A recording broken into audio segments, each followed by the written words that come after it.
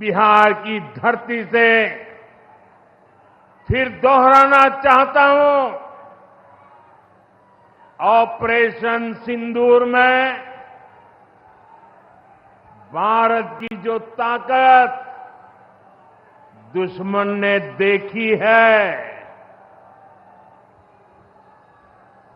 लेकिन दुश्मन समझ लें ये तो हमारे तर्कस का केवल एक ही तीर है।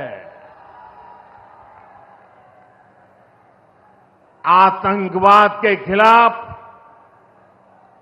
भारत की लड़ाई न रुकी है न थमी है। आतंक का फन अगर फिर उठेगा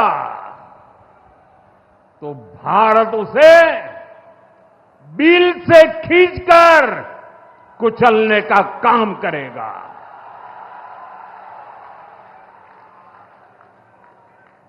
साथियों, हमारी लड़ाई देश के हर दुश्मन से है, फिर वो चाहे सीमा पार हो या देश के भीतर हो। बीते वर्षों में हमने हिंसा और अशांति फैलाने वालों का कैसे खात्मा किया है, बिहार के लोग इसके साक्षी हैं। आप याद करिए, कुछ साल पहले तक सासाराम, कैमूर और आसपास के इन जिलों में क्या हालात थे, नक्सलवाद कैसे हावी था। मुंह पर नकाब लगाए, हाथों में बंदूक थामे नक्सली कब कहां सड़कों पर निकल आए, हर किसी को ये खौफ रहता था।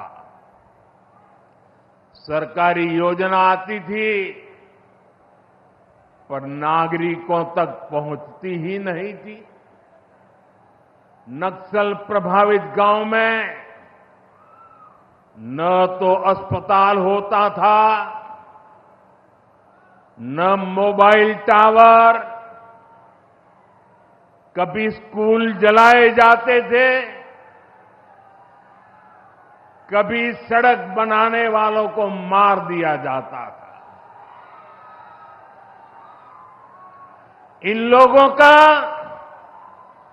बाबा साहब आंबेडकर के संविधान पर कोई विश्वास नहीं था। नीतीश जी ने उन परिस्थितियों में भी यहां विकास की पूरी कोशिश की। 2014 के बाद से हमने इस दिशा में और तेजी से काम किया। हमने माओवादियों को उनके किया की सजा देनी शुरू की। हम युवाओं को विकास की मुख्य धारा में भी लेकर आए। 11 सालों की दृढ़ प्रतिज्ञा का फल आज देश को मिलना शुरू हुआ है। 2014 से पहले देश में 125 से ज्यादा जिले नक्सल प्रभावित थे। अब सिर्फ 125 से ज्यादा, अब सिर्फ 18 जिले नक्सल प्रभावित बचे हैं। अब सरकार सड़क भी दे रही है, रोजगार भी दे रही है।